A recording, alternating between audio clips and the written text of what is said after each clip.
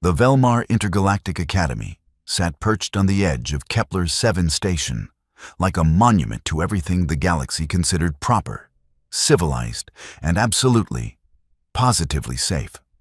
For 300 cycles, the institution had maintained its reputation as the premier educational facility for the children of the galactic community's most prominent families. The architecture alone screamed sophistication. Sweeping curves of bioluminescent coral from Thesara Prime, gravity-defying spires held together by Vendorian phase crystals, and meditation gardens maintained at precisely 0.8 standard gravity for optimal contemplation. Every corner of the academy whispered the same message. Here, evolution had been tamed, instinct had been civilized out, and violence was merely a theoretical concept discussed in philosophy classes. The student body reflected this carefully curated vision of galactic harmony.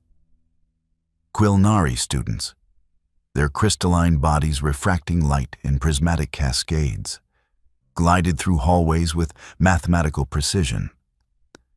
Thessaran youth, all 6 of their delicate manipulator arms working in synchronized grace, practiced their traditional art forms in designated creative spaces.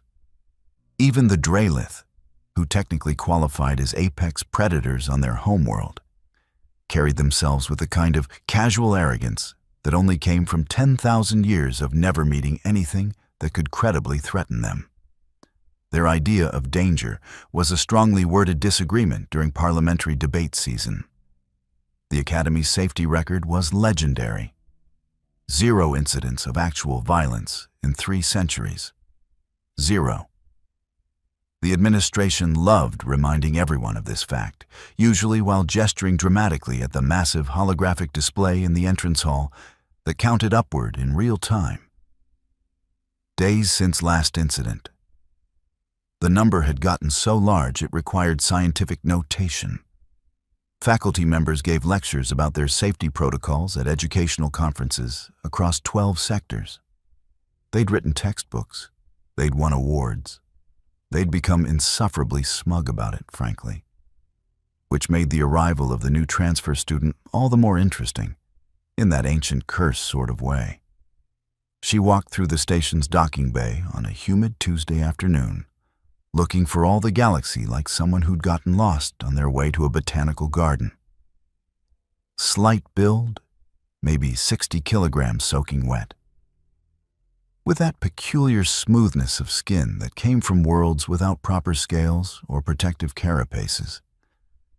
Her species file listed her homeworld as Earth, a name that meant absolutely nothing to the intake administrator who processed her paperwork.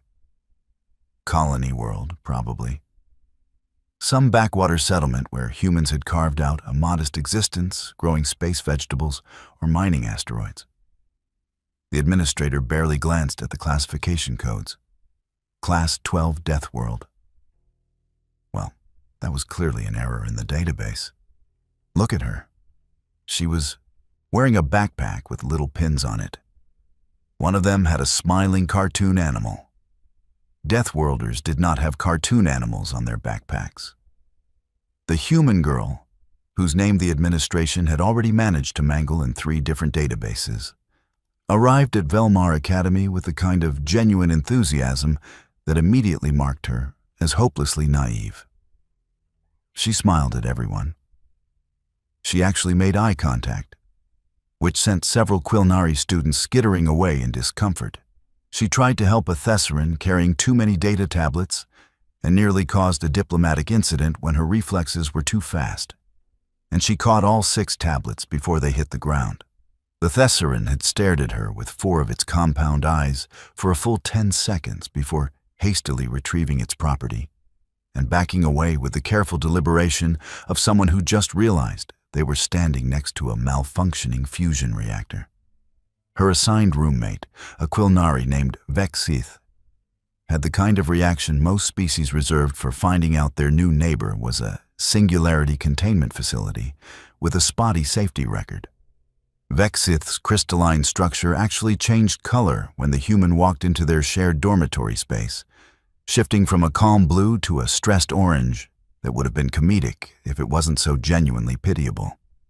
"Hi, I'm your new roommate," the human announced, her vocal cords producing sounds in a frequency range that made Vexith's entire molecular structure vibrate sympathetically. "This place is amazing.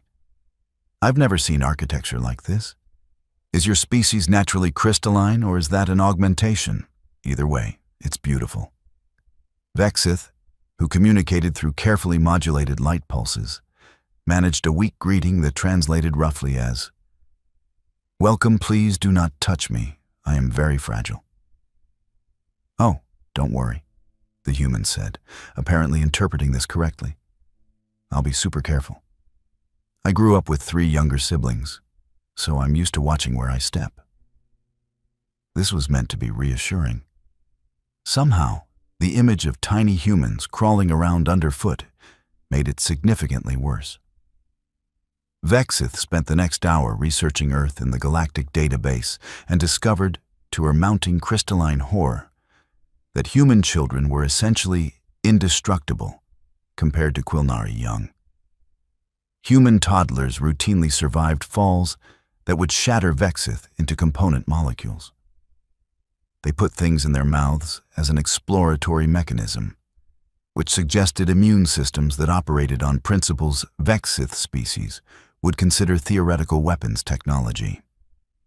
The human, blissfully unaware of her roommate's existential crisis, unpacked her belongings with the kind of casual efficiency that came from a lifetime of adapting to new environments. She hung up clothes made from woven plant fibers, which was mildly horrifying to species who wore synthesized smart fabrics. She placed a small potted plant on her desk, something green and leafy that apparently required regular watering because her world was so absurdly abundant with liquid water that they used it decoratively. She set out a framed photograph showing herself with 3 other humans, all displaying their omnivore teeth in what her species apparently considered a friendly expression. The first week of classes revealed the disconnect between what the human appeared to be and what she actually was, with all the subtlety of a containment breach. In xenobiology, Professor Thelkar, a distinguished Vendorian scholar with 4 doctoral degrees, had the students undergo standard medical scans as part of the comparative physiology unit. The equipment had been calibrated for every known sentient species in the Academy's database. It took one look at the human's internal systems and had what could only be described as a mechanical breakdown. "Your resting heart rate is 72 beats per minute," Professor Thelkar observed, his phase-shifted voice carrying the kind of concern usually reserved for discussing critical patients in triage. That is faster than a Drelith's combat rhythm." "Oh, is it?" the human asked, looking genuinely curious. "I've always been pretty calm, actually. My doctor said I have low blood pressure." "Low blood pressure?" The professor consulted his data tablet with mounting concern. Her blood pressure, by academic standards, would indicate a catastrophic cardiovascular event in progress. For the human, it was apparently normal, healthy even. Her body maintained this pressure constantly, just as a baseline, pumping that much fluid through her system every moment of every day. The sheer energetic cost was staggering. "And your immune system," Professor Thelkar continued, now scrolling through readouts with the fascination of someone watching a reactor approach critical mass. "It's attacking everything, constantly." "Well, yeah," the human said, as if this was the most reasonable thing in the galaxy. "How else would it work? How else would it work?" The professor, who had spent 40 years studying immunology, had to sit down. The human's defensive systems operated on a principle of overwhelming, constant aggression that would exhaust most species into total organ failure within hours. Her body was essentially at war with the entire microbial universe at all times, and winning and treating this as normal background operation. Physical education class went about as well as could be expected, which is to say, it was a disaster wrapped in a catastrophe and served with a side of interspecies trauma. The class was held in one of Velmar's state-of-the-art training facilities, complete with adjustable gravity, customizable atmospheric composition, and enough safety features to make a military bunker jealous. The instructor, a grizzled Thessaran named Kelvas, who'd been teaching for 60 years, had seen every possible body type struggle through basic fitness assessments. She considered herself unshockable. The human changed that opinion in approximately 4 minutes. Standard endurance assessment, Kelvas announced, gesturing to the track that circled the facility's perimeter. 3 laps at your comfortable pace. This is purely diagnostic, so don't push yourselves. The Quilnari students managed 1 lap before politely requesting breaks. The Drelith students, prideful as ever, completed 2 laps with visible effort. The human completed 3 laps and looked around with confusion when everyone else had stopped. "Is that it?" she asked, not even breathing hard. "I usually run about 5 kilometers in the morning. Should I keep going?" 5 kilometers. Every morning. For fun. Kelvas checked the readouts from the human's biosensor. Certain there had been an equipment malfunction. No malfunction. The human's cardiovascular system had barely registered the exercise.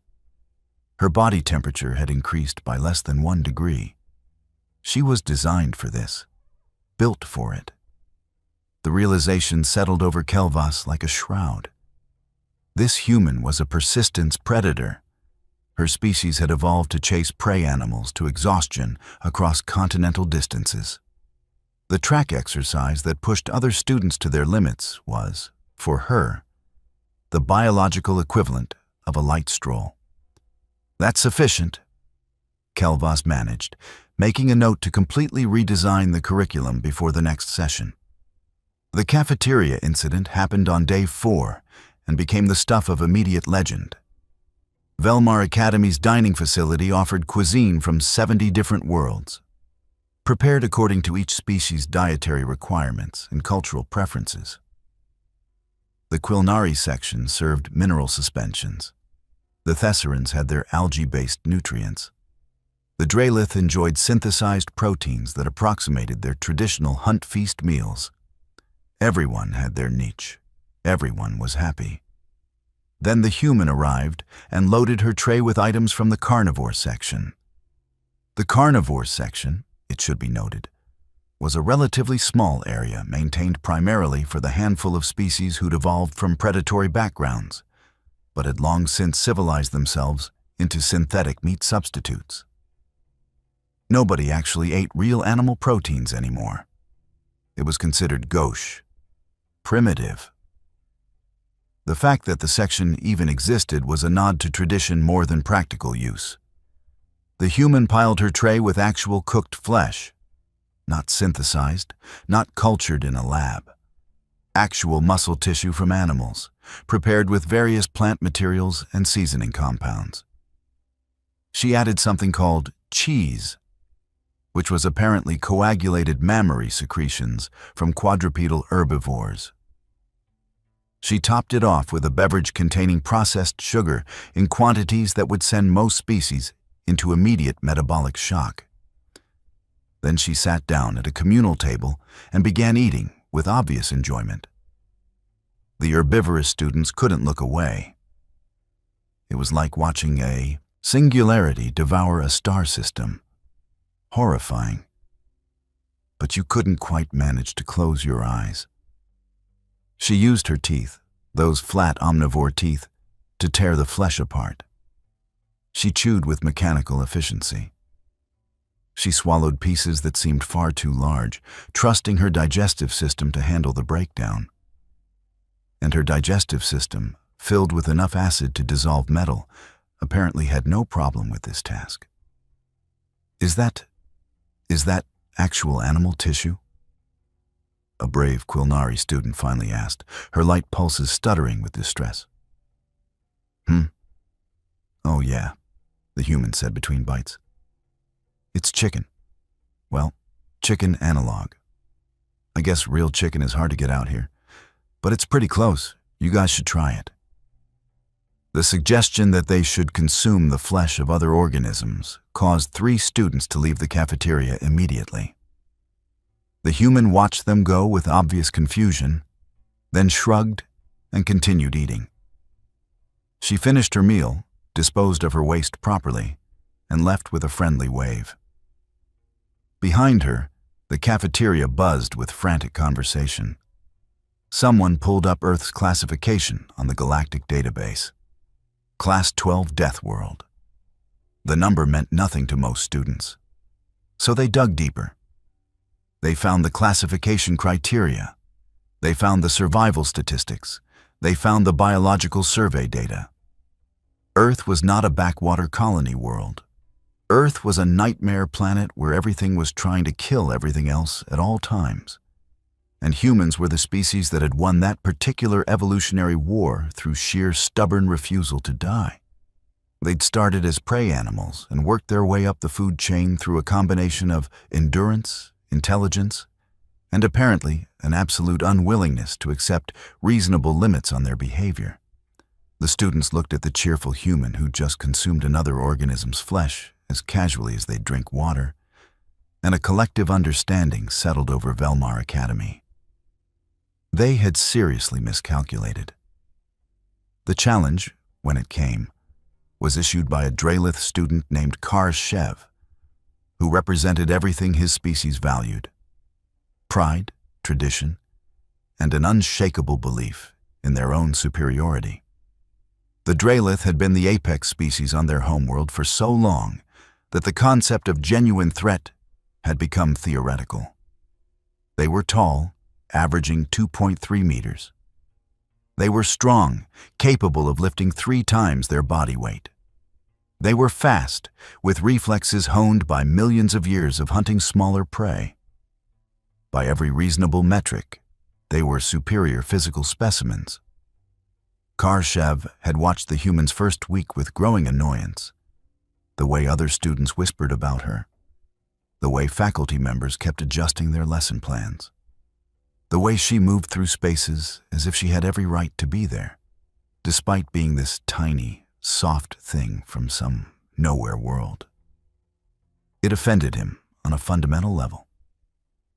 "Combat simulation," he announced during tactical theory class, his voice resonating with harmonic authority. "You and me, human. This academy has a proud tradition of testing combat theory in controlled environments. I challenge you to demonstrate whether all this whispered fear is justified, or if you're simply benefiting from superstition." The human looked up from her data tablet with surprise. "Oh, I don't think that's a good idea." "Because you're afraid?" Shev suggested, his crest flaring in a display of dominance. "No.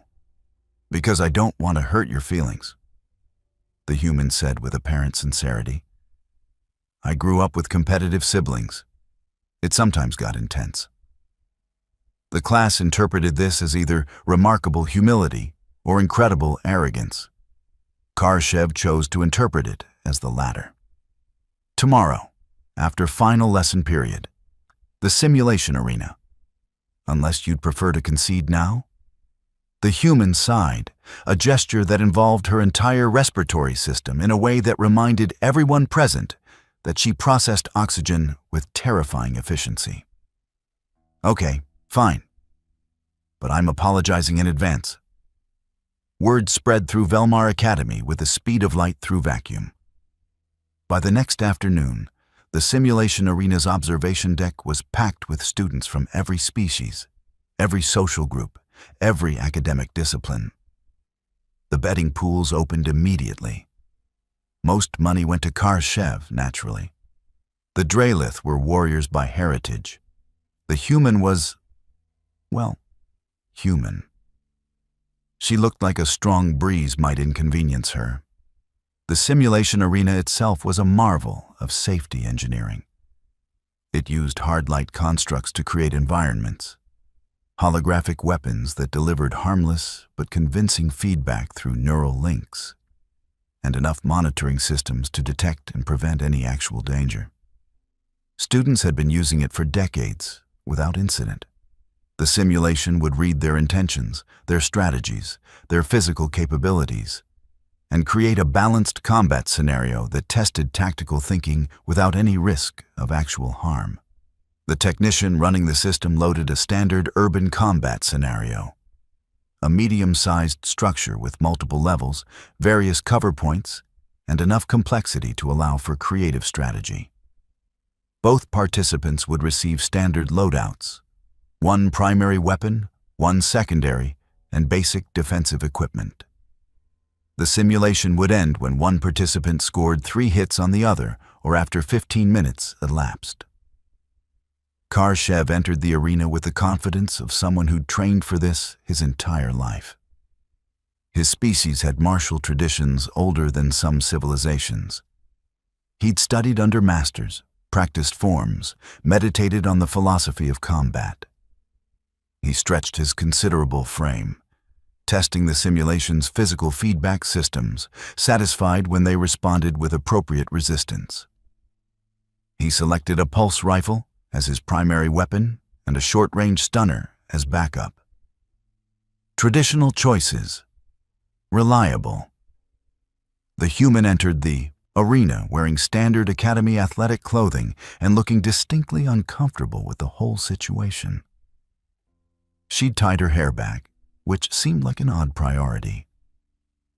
She tested the simulation's haptic feedback by jumping a few times, then doing a series of movements that looked like preparatory stretches but involved joints bending in ways that made several observers wince.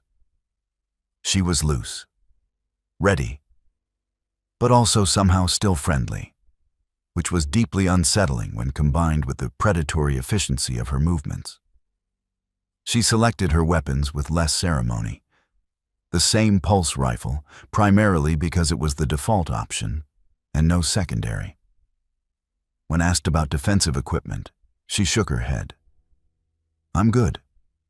The countdown began. 10 seconds. Karshev visualized his strategy. Move to high ground, establish firing position, use superior reach and strength to control the engagement. It was textbook. It was proper. It was how civilized species approach tactical problems. 5 seconds. The human closed her eyes and took a deep breath.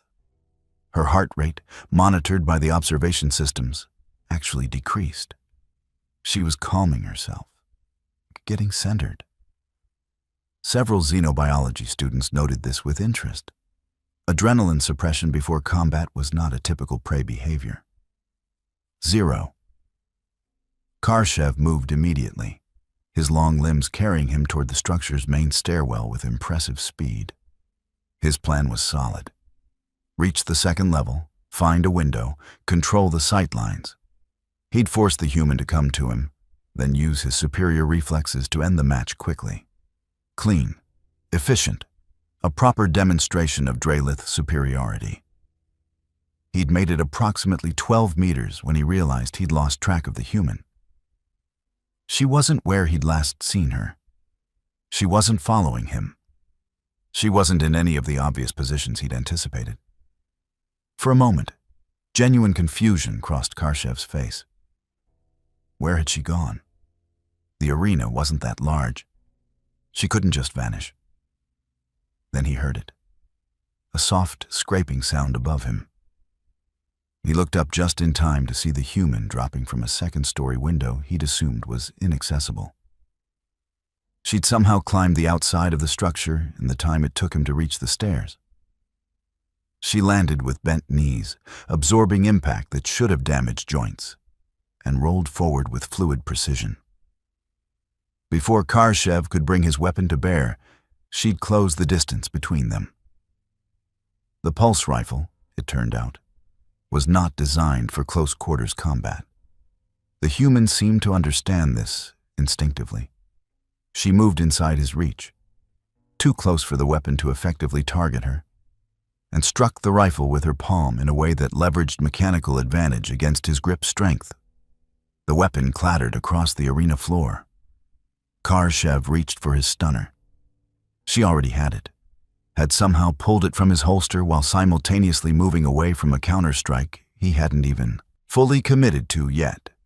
She was reading him, anticipating, processing his movements faster than his own nervous system could complete them. The first point went to the human. The simulation registered the stunner hit and reset both combatants to opposite sides of the arena. Khrushchev's confidence had developed cracks. That initial exchange had happened too fast. She'd moved like water, like something that couldn't be pinned down or predicted. He'd trained against the best Drelith fighters in 5 sectors. None of them moved like that. They had forms, techniques, recognizable patterns. The human had seemed almost formless, responding to him rather than executing pre-planned sequences. The second round began. Khrushchev adjusted his strategy. Keep distance. Use the rifle's range advantage. Don't let her close again. It was sound tactical thinking. It would have worked against any opponent from any species he'd previously encountered. It did not work against the human. She didn't charge him this time.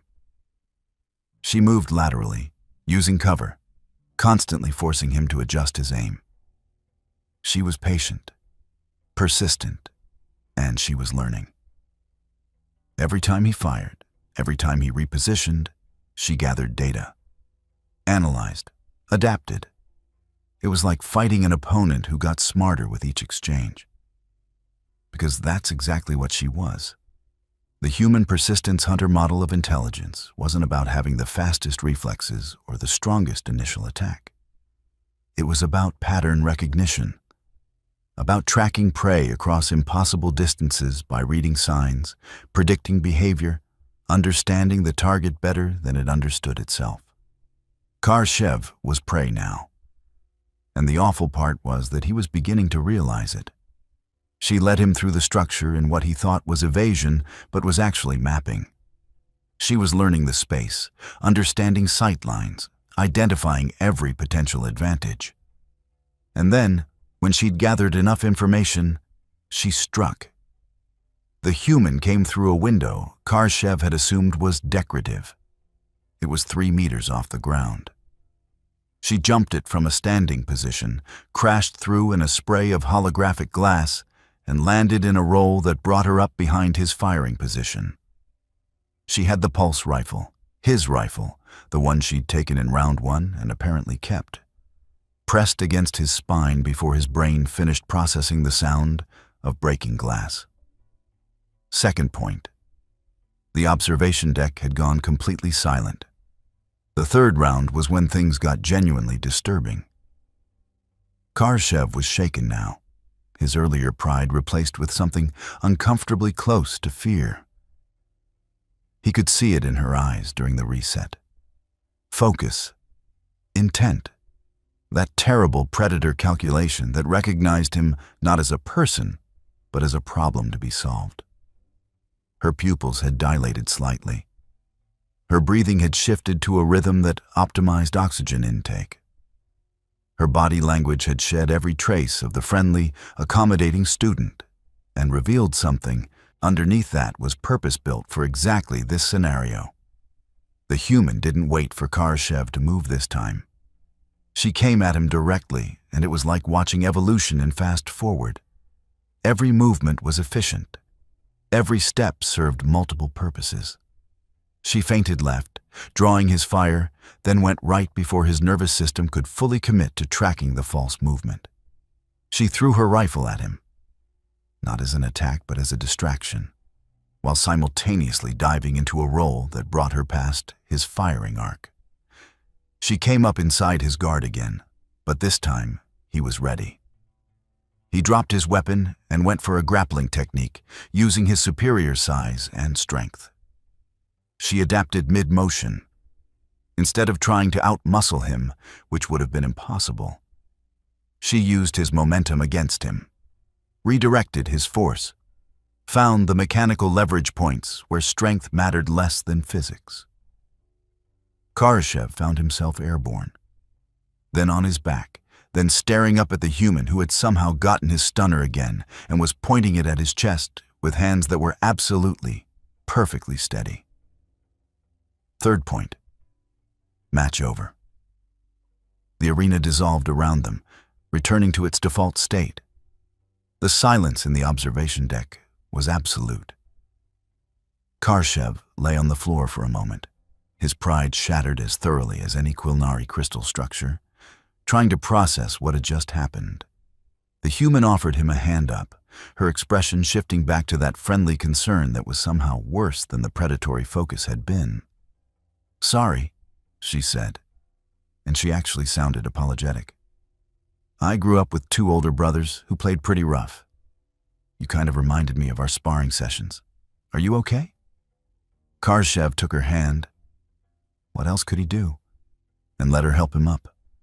Her grip was solid, confident, the grip of something that had never doubted its ability to survive.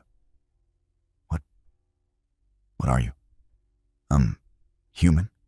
she said, confused by the question. "Did I hurt you? I was trying to be gentle." Gentle. She'd been holding back. The realization spread through the observation deck like a shockwave. That entire demonstration, which had demolished the Academy's best Draelith combatant with terrifying efficiency, had been the human being gentle. Not trying to win quickly, not trying to humiliate. Just playing, the way her species apparently played. Professor Kelvas pulled up Earth's entry in the galactic database and began reading aloud to the stunned audience. The details that no one had bothered checking before because the human seemed so harmless. Earth's gravity, 1.0 g, which was significantly higher than the Academy's standard 0.8 g. The human had been operating at a disadvantage this entire time and treating it as normal. Earth's atmospheric composition, high oxygen content that would be considered a fire hazard on most civilized worlds. The human's cardiovascular system was optimized to extract energy from air that was literally more dangerous than what everyone else breathed. Then came the predator adaptations. Stereoscopic vision for tracking prey across distance. Persistence hunting strategies that involved following prey for days until it collapsed from exhaustion. Throwing accuracy that resulted from millions of years of killing prey animals with projectiles.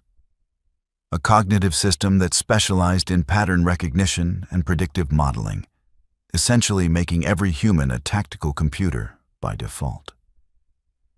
And perhaps most disturbing, social cooperation. Humans were pack hunters. This one human was terrifying. A coordinated group of humans would be unstoppable. "Oh, definitely," the human agreed when someone mentioned this, somehow making it worse by being cheerful about it. Humans do really well in teams. It's kind of our thing. We used to take down prey animals way bigger than us by working together. Mammoths, mostly. You guys have mammoths here? They're like these huge herbivores with tusks. Super dangerous alone, but if you get 10 or 12 humans with spears and coordinate properly, you can bring them down pretty reliably. The casual description of organized violence against megafauna made several students physically recoil. The human didn't notice. She was smiling, apparently lost in fond memories of her species' genocidal efficiency against large mammals. The aftermath of the simulation spread through Velmar Academy like a virus, which was probably an unfortunate metaphor, given what everyone had learned about human immune systems. Within hours, the entire student body had watched the footage. Within a day, faculty members were in emergency meetings about curriculum adjustments. Within a week, the human had become a legend, a cautionary tale, and a source of existential dread all at once. Vexith, the crystalline roommate, had stress fractured 3 times just from reviewing the combat footage. Her structure literally couldn't handle the cognitive dissonance between nice, friendly roommate who helps with homework and apex predator who dismantled a Draelith warrior like he was a learning exercise. She'd requested a transfer, then immediately withdrawn the request when she realized that putting distance between herself and the human might be interpreted as hostile. And making the human think you were a threat seemed like a spectacularly bad idea. Karshev had indeed transferred to a different dormitory section. He'd also taken a sudden interest in human anthropology, apparently subscribing to the principle of know your enemy. The fact that the human wasn't anyone's enemy, wasn't even capable of thinking in those terms unless actually threatened, somehow made it worse. She was a weapon that didn't know it was a weapon, a walking disaster that thought it was being friendly. The cafeteria had added a new section to their layout: high-energy Terran cuisine. It was located in a corner by itself, with warning labels in 6 languages explaining that the food contained animal proteins, high sugar content, and seasonings that would be considered chemical weapons on more civilized worlds. The human was thrilled. She left positive reviews on the station's food network. The cafeteria staff lived in constant fear of her cheerful compliments. Physical education class had been completely redesigned. Kelvas had created a separate track for Deathworlder integration, which currently had exactly 1 student enrolled. The human's daily light exercise routine would have qualified as advanced military training for most species. She ran laps while other students watched in horrified fascination. She did strength exercises using equipment that wasn't designed to accommodate her muscle density. She smiled and waved at people. She had become the Academy's unofficial mascot and simultaneous worst nightmare. In xenobiology, Professor Thelkar had scrapped his entire lecture series on evolutionary theory and started over from scratch. The human sat in the front row, taking diligent notes, occasionally raising her hand to ask questions that revealed just how differently her world worked. Wait, your species doesn't have an appendix. What do you do if you need to process cellulose? How do you handle bacterial infections if your immune system isn't constantly on offense? Is it normal that I'm still adjusting to the lower gravity? It's been 2 weeks and I keep accidentally jumping too high. The other students had stopped sitting near her. Not because she was rude, she was painfully polite. Not because she smelled wrong, though her pheromone profile did contain compounds that triggered instinctive flight responses. Simply because existing in close proximity to a persistence predator activated ancient survival instincts that no amount of civilization could fully suppress. She was a tiger that thought it was a house cat, and everyone else could see the teeth. The most surreal moments came when the human tried to make friends. She'd approach students in the common areas, smiling with all those omnivore teeth, and attempt to start conversations. Hey, want to study together? I noticed you're reading about quantum mechanics. That's so cool. Some of us are organizing a movie night. Want to come? Every invitation was genuine. Every attempt at social connection was sincere. And every single time, students would find polite excuses to decline while backing away slowly. The human didn't understand. How could she? On Earth, she was normal, unremarkable, probably below average in terms of her species' physical capabilities, if her comments about not being very athletic were accurate. She'd grown up in an environment where everything was trying to kill everything else, and that was just Tuesday. She'd survived childhood diseases that would have wiped out entire Quilnari populations. She'd played sports that involved intentional collision at high speeds. She'd eaten food that was actively fighting back in her digestive system. All of this was normal to her. Background radiation of existence. So when other students treated her like a natural disaster in humanoid form, she just thought they were shy, or culturally different, or maybe didn't like her for some inexplicable reason that definitely wasn't related to the fact that she represented millions of years of evolutionary optimization for killing things and eating them. 3 weeks after her arrival, Velmar Academy's administration quietly updated their safety protocols. They added new categories to their incident tracking system: Deathworlder interaction events, predator response scenarios, and existential dread counseling. The counter in the entrance hall still displayed days since last incident, but there was now a small asterisk next to it. The footnote explained, in admirably bureaucratic language, that incidents were now defined as unintentional harm resulting from interspecies interaction, and specifically excluded demonstrations of species-typical behavior that, while alarming, do not result in actual damage. The human walked past this updated display every day on her way to class. She'd occasionally glance at it with mild interest, completely unaware that she was the reason for every single addendum, footnote, and clarifying statement. The number kept climbing. Technically, they'd maintained their perfect safety record. No one had been physically harmed. Psychologically scarred? That was a different matter. But the Academy's insurance didn't cover psychological trauma resulting from accurate understanding of evolutionary biology. So, technically, they were fine. The human joined the debate club in week 4. The debate club immediately instituted new rules about aggressive argumentation and predatory rhetorical strategies.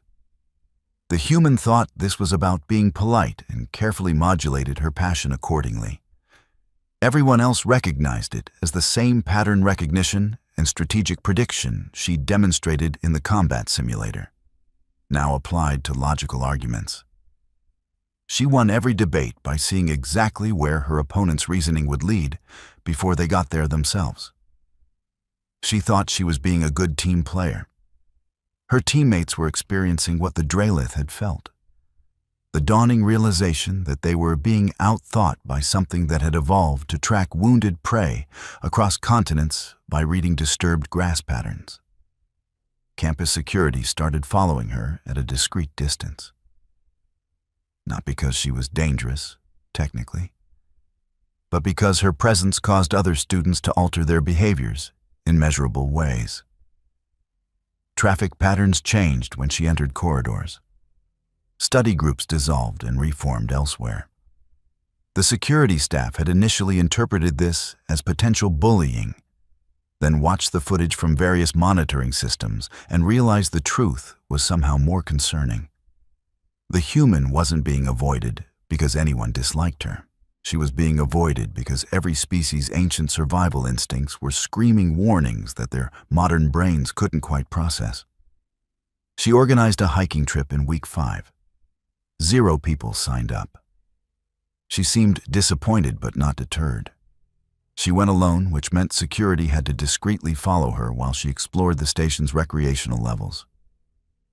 She walked for 4 hours at a pace that would have exhausted most species in 30 minutes. She seemed relaxed the whole time, happy, in her element. Security filed a report noting that the human appeared to require excessive physical activity for psychological well-being and recommended the Academy ensure she had adequate opportunities for this. The report carefully avoided using words like hunting or patrolling territory, but everyone who read it understood the subtext. Professor Thelkar invited the human to give a guest lecture in week 6. Human Evolutionary Biology, a Deathworld Perspective. The auditorium was packed. Everyone wanted to understand. The human stood at the podium, pulled up a holographic display of Earth, and began talking about her homeworld with the kind of fond enthusiasm that made everything worse. "So Earth is pretty wet," she began cheerfully. "About 70% of the surface is liquid water, which I guess is unusual. We have these massive weather systems that move water around through atmospheric circulation. Sometimes the water falls from the sky really hard. We call those storms. Sometimes the storms get really big and destroy stuff. We call those hurricanes. Sometimes the ground shakes and cities fall down. We call those earthquakes. Sometimes mountains explode and cover everything in ash. We call those volcanoes. She clicked to the next slide, showing various terrestrial fauna. These are some animals. That's a bear. They're basically tanks with teeth. That's a shark. They're older than trees and perfect killing machines. That's a mosquito. They kill more humans per year than any other animal through disease transmission. That's a hippopotamus. They look funny, but they're hyper-aggressive and will absolutely murder you. That's a box jellyfish. Touching them kills you. That's a pufferfish. Eating them kills you unless you prepare them exactly right, so naturally we consider them a delicacy. The auditorium had gone very quiet. The human didn't notice. Humans are persistence predators, like we talked about. We're also persistence everything, really. We don't give up. It's kind of our defining trait. If we want something, we keep trying until we get it or die. Usually we get it. We're very stubborn. Some people say it's our best quality. Others say it's incredibly annoying. Probably both are true. She talked for an hour about adaptation, about human history, about how her species had spread across their entire planet despite it trying to kill them at every opportunity. She showed footage of human athletic competitions where people ran until their bodies failed, climbed mountains that didn't want to be climbed, and swam in water cold enough to stop most species' cardiovascular systems. She explained human cuisine, human medicine, human social structures. All of it delivered with genuine enthusiasm and complete obliviousness to the growing horror in her audience. The lecture ended with a question period. One brave Quilnari student raised a crystalline manipulator. Why did your species develop such extreme capabilities? What was the evolutionary pressure? The human considered this seriously. Honestly, we're not entirely sure. Earth just kept trying to kill us, and we kept refusing to die. Ice ages, meteor impacts, supervolcanoes, climate shifts. Our planet has had like 5 major extinction events. We survived all of them by being adaptable and really stubborn. I guess you could say Earth made us this way. We're products of our environment.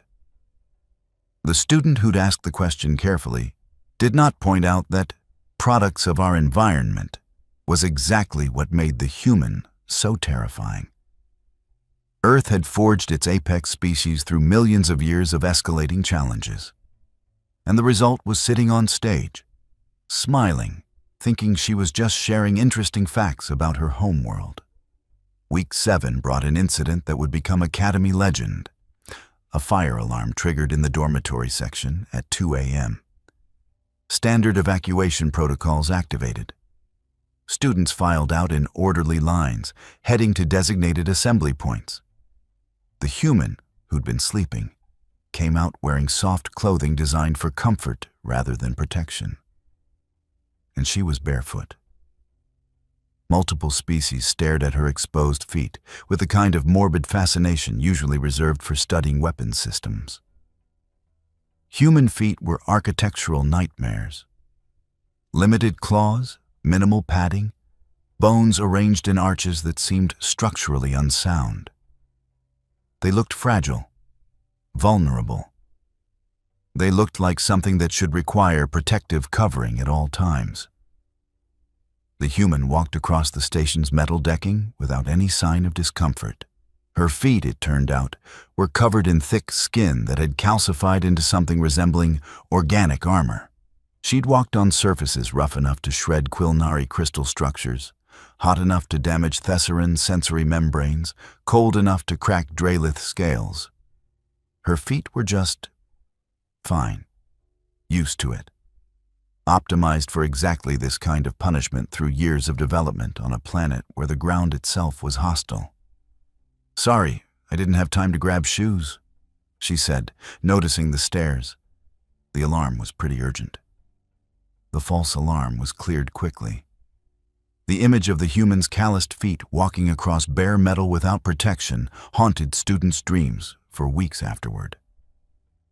It was such a small thing, such a minor demonstration of difference.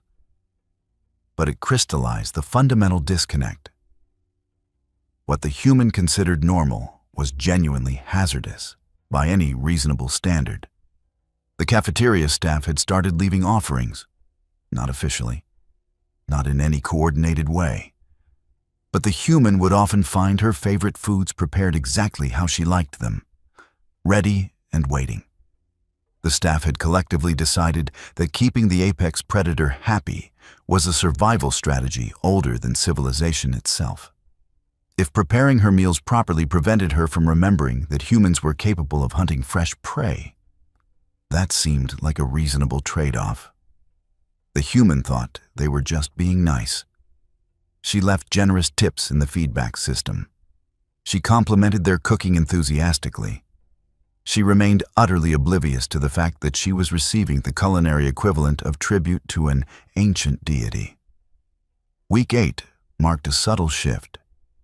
Students had stopped avoiding her quite so overtly. The initial panic had settled into wary acceptance. She was dangerous, yes, but predictably so.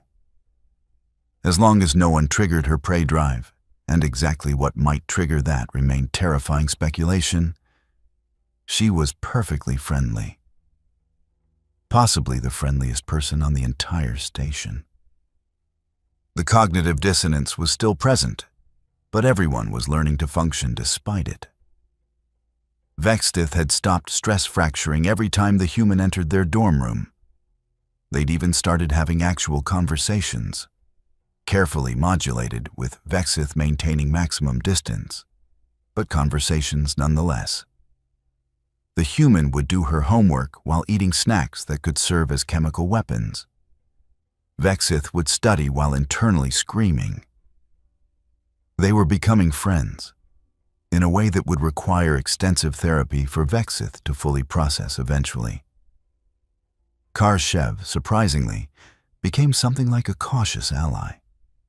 The humiliation of their match had transformed into respect once he'd processed the implications. The human had demolished him while actively holding back and trying not to hurt his feelings.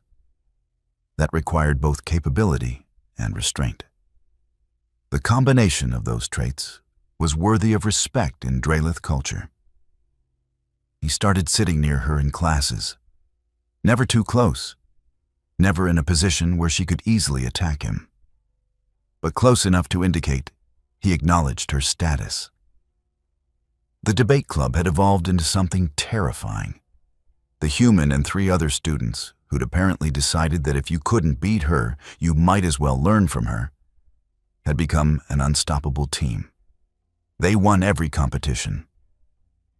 Other schools started filing complaints about unfair cognitive advantages and predatory argumentation strategies.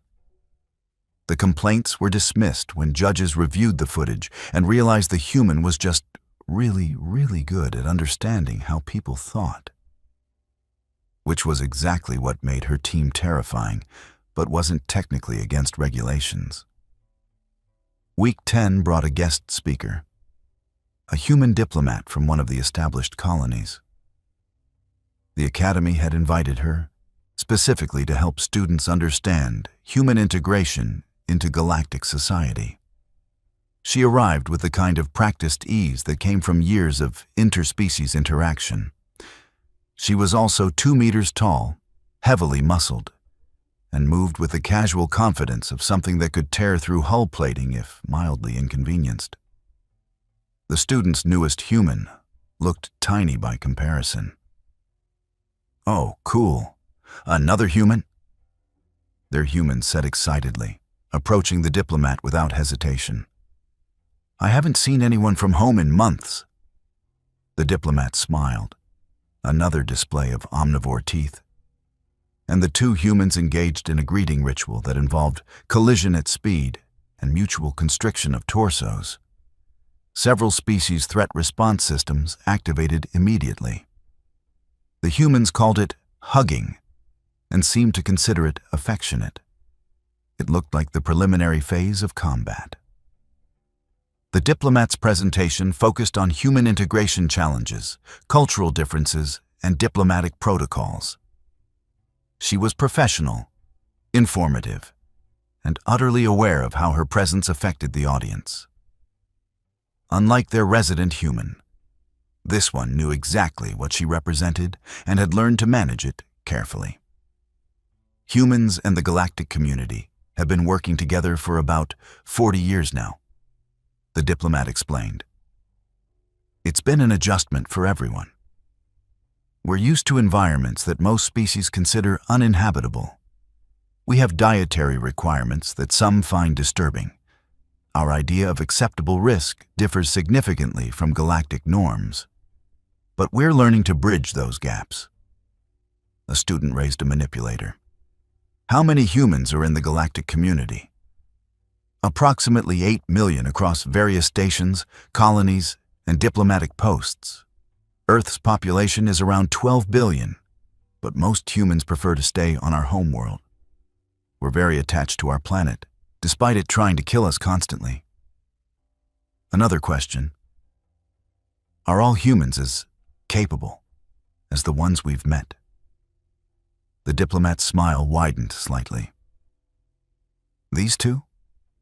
They're actually pretty average by human standards, maybe even on the gentle side. You should meet my sister. She does something called mixed martial arts competitively.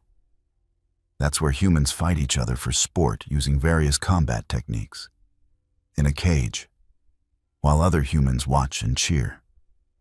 The silence in the auditorium was profound. The students looked at their human who demolished Karshev without breaking a sweat and considered herself not very athletic. Then they looked at the diplomat, who was casually mentioning that there were humans who fought each other recreationally and that this was considered entertainment.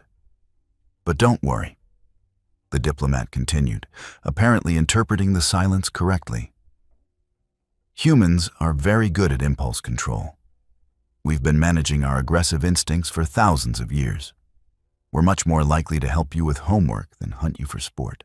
The hunting, the Kosker thing, is really only for food or genuine threats. This was meant to be reassuring. It was not reassuring.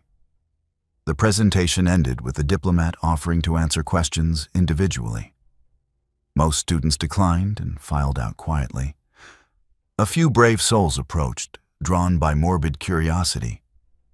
The Academy's human joined them, apparently thrilled to have another member of her species to talk to. How are you finding it here? The diplomat asked her. Oh, it's great. Everyone's really nice. The facilities are amazing. I'm learning so much. Any problems with integration? Not really. People seem kind of nervous around me sometimes, but I figure that's just cultural differences. I'm trying to be respectful of everyone's boundaries. The diplomat's expression suggested she understood exactly what was happening, but wasn't going to explain it. That's good. Keep being yourself. You're doing important work just by being here, even if you don't realize it. What kind of work? Showing the galaxy that humans can coexist peacefully with other species, that we're more than just our evolutionary history, that we can be friends, colleagues, allies. The diplomat paused. Even if we're also secretly terrifying apex predators, who could probably take over the station if we got organized about it. Why would we take over the station? The human asked, genuinely confused. Exactly, the diplomat said with a smile. That's exactly the attitude that makes integration possible. Week 12 marked the end of the semester. Final examinations loomed. The human studied with the same intensity she brought to everything else. which meant she didn't just prepare for exams, she consumed the material entirely, processing it through that relentless, persistence predator brain until she understood not just the facts, but the underlying patterns and principles. She didn't get the highest scores in every class. The Quilnari students excelled at pure mathematics. The Thesserans dominated artistic disciplines. The Drelith performed best in strategic planning courses. But the human was consistently in the top tier across all subjects, demonstrating that terrifying adaptability that characterized her species. In xenobiology, she wrote her final paper on Deathworld evolutionary pressures and their impact on species development. Professor Thelkar gave it the highest marks he'd ever awarded, with a note. Brilliant analysis. Though I suspect the author doesn't fully grasp how disturbing these concepts are to non-Deathworld species. In tactical theory, she designed a combat scenario that made Karshev physically uncomfortable when he reviewed it. It was technically perfect, strategically sound, and revealed an understanding of predator-prey dynamics that was deeply instinctual. She received top marks, and several professors quietly updated their lesson plans to include human tactical thinking as a case study in adaptive warfare. The debate club won the sector championship. The human gave a closing argument that judges described as disturbingly effective and like watching someone's logic get hunted to exhaustion. Her team received their trophy with pride. Everyone else received therapy recommendations. Physical education concluded with a demonstration of various species' athletic capabilities. The human volunteered to show human endurance running. Kelvas, who'd spent the semester redesigning her entire curriculum around one impossible student, set up a simple challenge. Run as far as comfortable in 30 minutes. The human ran for the full 30 minutes at a pace that would have been a sprint for most species. She covered 15 kilometers. She finished by asking if she could have a bit more time because she was just getting warmed up. Kelvas retired the following semester. Not because of stress, not because of fear, but because after 60 years of teaching, she'd finally encountered a species that made her realize how much she didn't understand about physical potential. She wanted time to study, to learn, to completely reconstruct her understanding of what was possible. The human attended Kelvas's retirement party and gave a heartfelt speech about what an inspiring teacher she'd been. Kelvas accepted the compliment with grace while internally screaming. The semester ended with a social gathering. Multiple species, multiple cultures, celebrating successful completion of their studies. The human attended wearing something she called a dress, which was apparently formal wear for her species. She looked almost fragile in it. Delicate.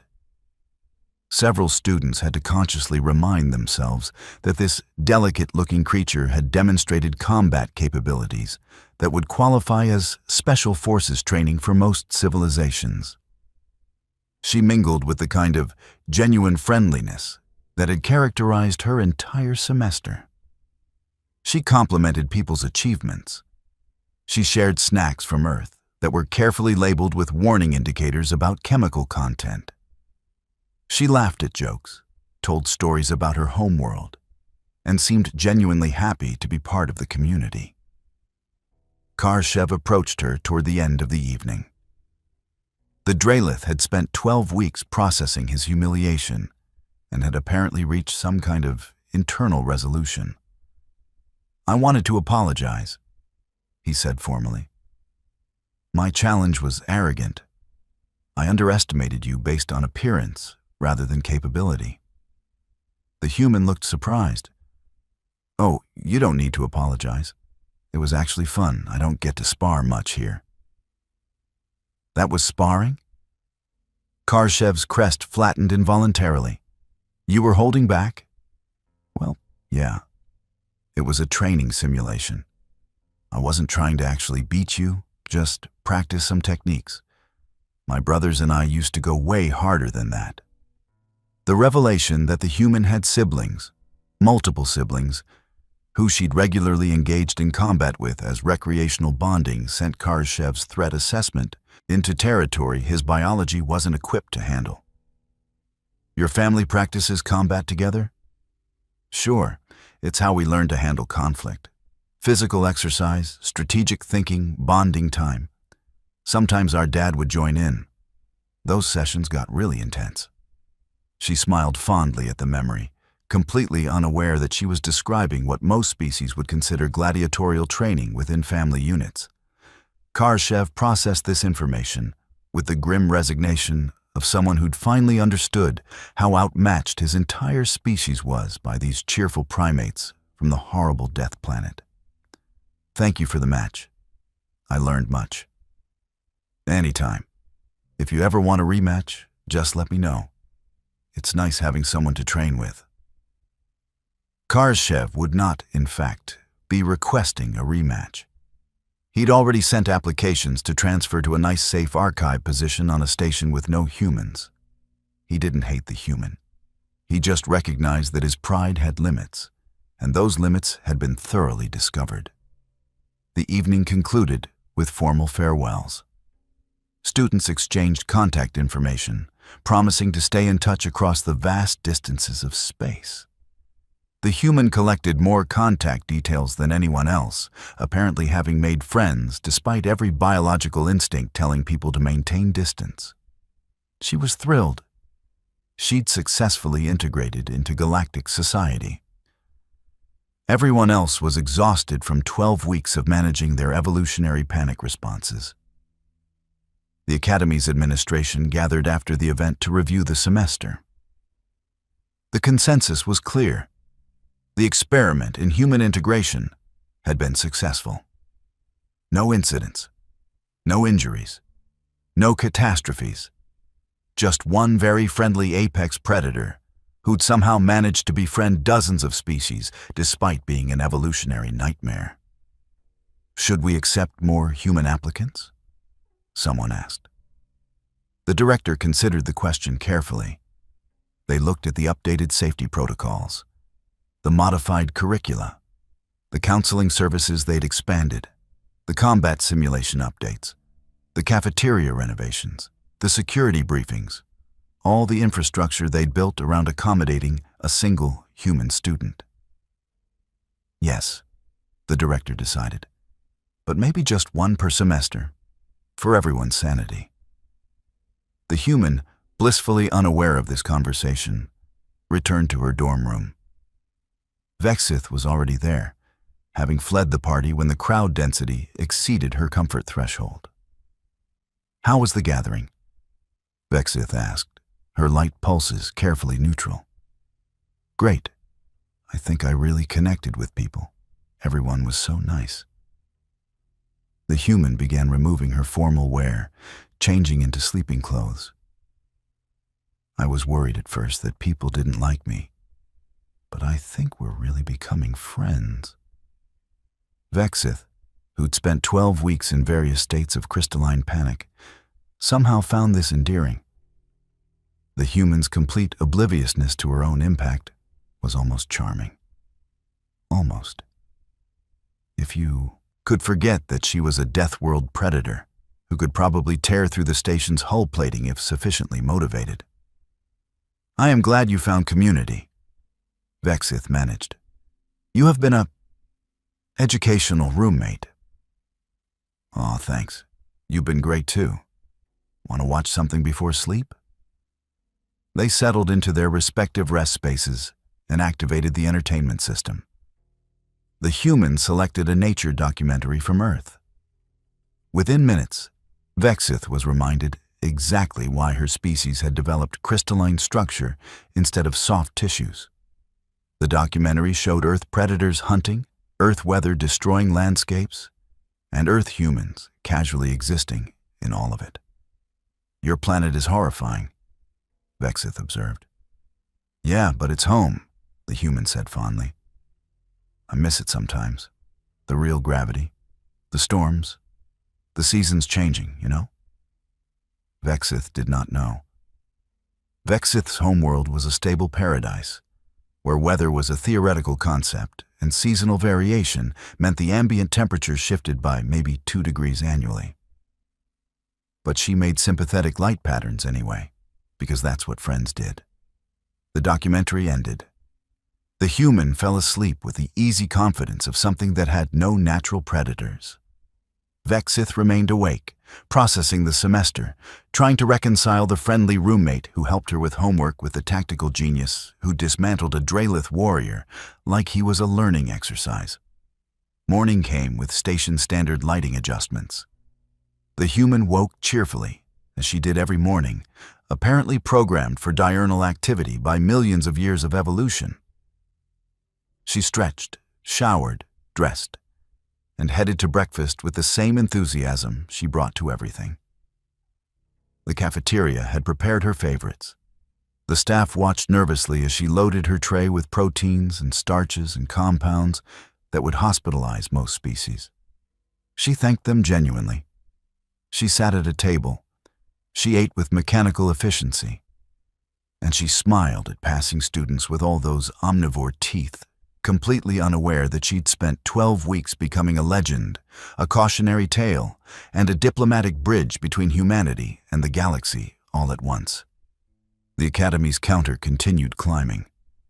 Days since last incident. The asterisks and footnotes multiplied in the fine print. The fundamental truth remained unchanged. Velmar Intergalactic Academy had maintained its perfect safety record. They just redefined what safe meant to accommodate humans. And somewhere in the depths of galactic bureaucracy, a report was being filed recommending wider human integration into society. The conclusion was simple. Humans were dangerous, yes. Apex predators from a nightmare planet, absolutely. But they were also capable of friendship, loyalty, and cooperation. They could be allies, friends, colleagues, as long as everyone remembered never, ever to trigger their prey drive. The human finished her, breakfast, disposed of her waste, and headed to her first class of the new day. She was thinking about her coursework, her friends, her plans for the weekend. She was happy. She was thriving. She was exactly what she'd always been, a perfectly normal human girl. Completely unaware that perfectly normal human was an oxymoron to everyone else in the galaxy. And that, perhaps, was the most terrifying thing of all.